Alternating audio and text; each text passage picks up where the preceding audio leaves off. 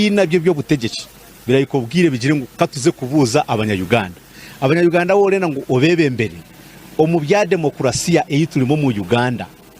ni abantu kukuronda ninga bakasima political party bakagira ngo niyo turena ngo tuzemu abarenda kuzomu NRM bakazamu aba UPC bakazamu aba NUP bakazamu aba anti bakazamu okwenikwe biragiro byitu bya Uganda biratugambira hati so hata hituri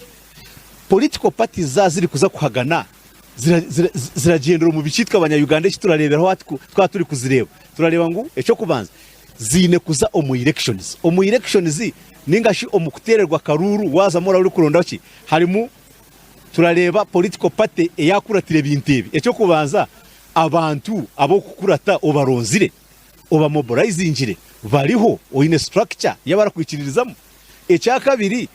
wabiro mu bokuba nominated ninga bakwandikise electoral commission yakwandika ninga obu yakwandika hato yetekateke kuzo mu campaign nambwe na hati ebibine ibyehandikisize hati turarangu yetekateke kuzo mu campaign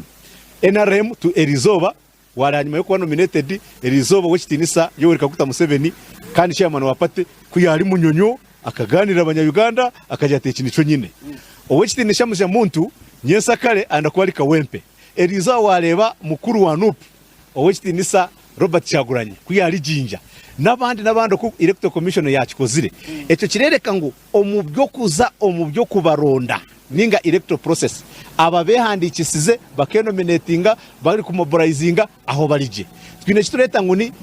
twine kurebezo political parties zine eco ngo ni policy competition ninga shimwe ebimwine ntegwe yimwine eyimurenda kwereka abanyayuganda neha ejo kugira biza omukitureta ngo ni promises ninga manifesto mu manifesto yititwa abanyayuganda tubinire ki turaza gukora iki turaza kugira tuti mwatuto mu powers muraza kugira aho hati ya manifestos ekitureta ngo ni policy competition hati nizo bari kuturangirira twene bari kutwereka baruka aho baraza bashemekwa barazo mu kitureta ngo ni abanyamahurire media and publication okugira ngo twaza kuza omanyamahurire nka hano yako twine Tayari TV okutwine radios around muri Kigezi muna hituri zitandike kubereka zibagira ngo waryaha gwararangirira ati imwe ba Jobu abandi mugambire banga candidate bari kore kineki eco cyamara kuba abantu bamara kubamanya bakamanya ngo candidate Yoweri Kaguta Museveni argo muri Kigezi for example hana ndo kwali 2025 candidate Mugisha Muntu araza kubaryaha candidate Kyagulanyi Robert araza kubarya abantu kitume babategereza kugira ngo katurikize turebo mu ryaba na manifesto yeye ninga promises zeye z'ekibina cyabo bineki aho eco tuyena kureba ebyo ebina byo bitegeshi bwine kitureta ngo leadership ekibina kitine bwebembezi abantu bakakigira mu gesi habo kuba abebembezi job abantu aborareba bitwa borareba turebo z'cyo ngo konkashi nankogu argo mu